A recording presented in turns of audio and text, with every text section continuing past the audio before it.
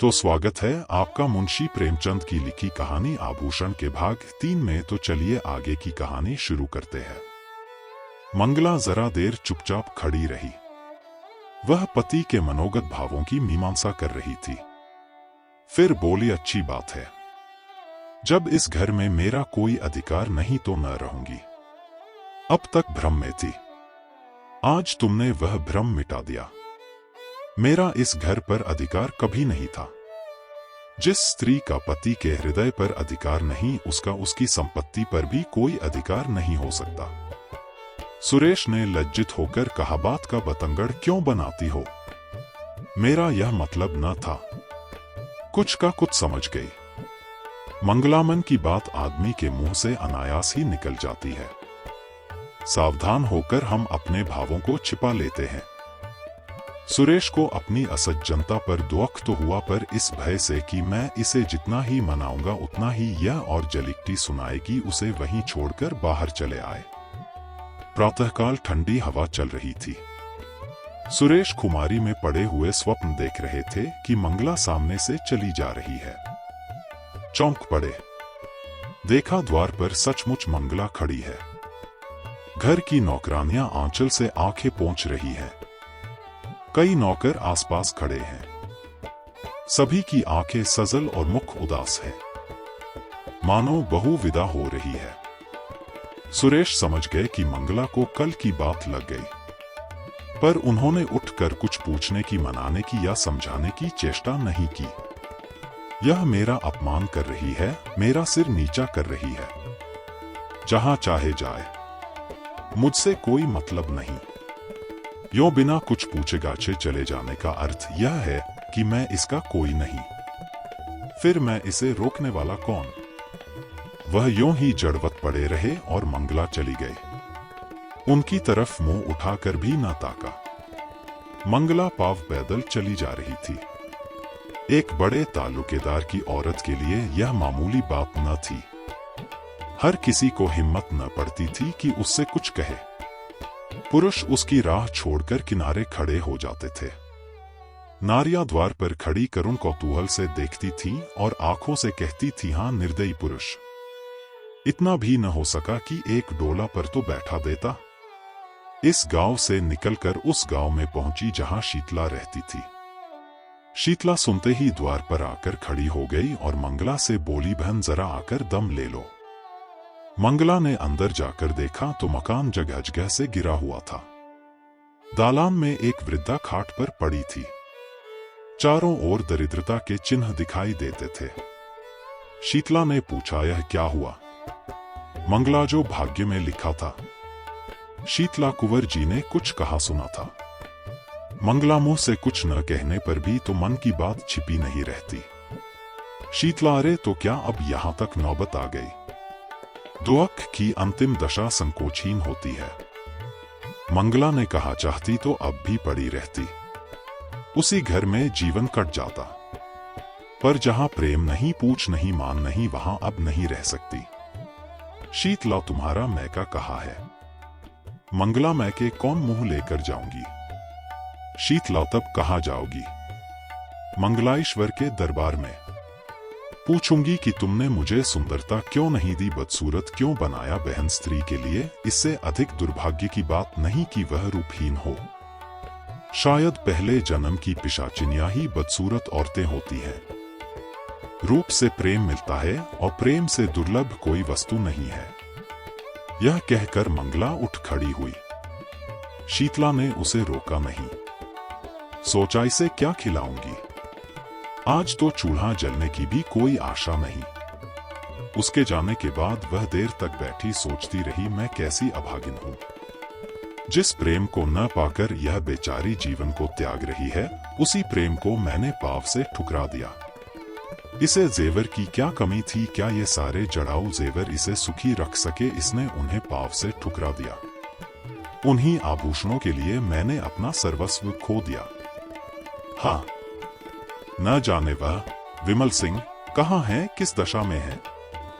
अपनी लालसा को, तृष्णा को वह कितनी ही बार धिक्कार चुकी थी।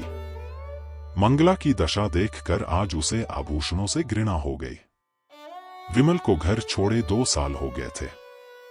शीतला को अब उनके बारे में भांति भांति की शंकाएं होने लगी थी। आठों पहर उसके चित्त में ग्लानि और क्षोभ की आग सुलगा करती थी। देहात के छोटे मोटे जमींदारों का काम डांटपट छीन-झपट ही से चला करता है। विमल की खेती बेगार में होती थी। उसके जाने के बाद सारे खेत परती रह गए, कोई जोतने वाला न मिला। इस ख्याल से साझे पर भी किसी ने न जोता कि बीच में कहीं विमल सिंह आ गए तो साझेदार को अंगूठा दिखा देंगे। असामियों ने लगाम न दिया। शीतला ने महाजन से रुपए उधार लेकर काम चलाया। दूसरे वर्ष भी यही कैफियत रही।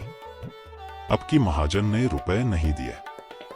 शीतला के गहनों के सिर गई। दूसरा साल समाप्त होते होते घर की सब लेई पूंजी निकल गई। फाके होने लगे। बूढ़ी सास, छोटा देवर, ननद और आबचार प्राणियों का खर्च था। नाथहित भी आते ही रहते थे।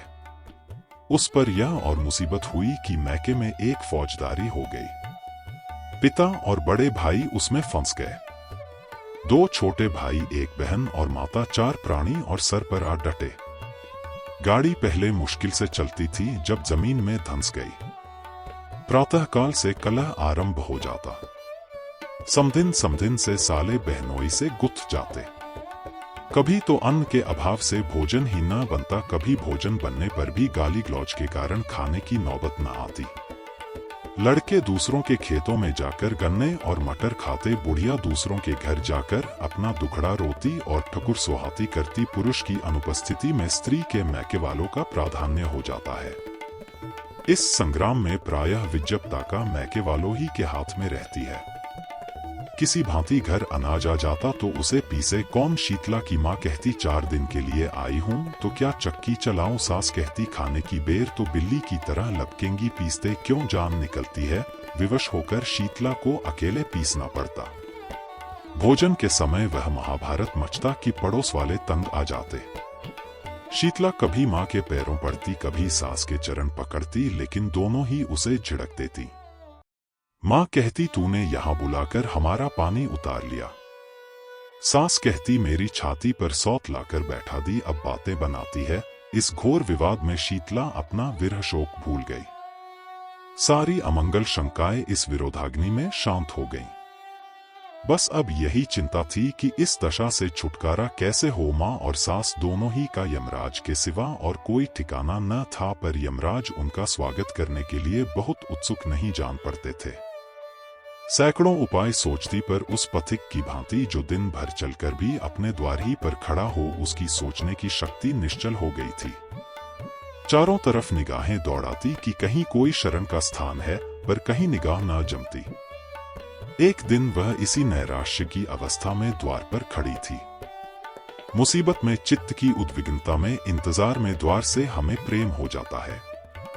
सहसा उसने बाबू सुरेश सिंह को सामने से घोड़े पर जाते देखा। उनकी आंखें उसकी ओर फिरी।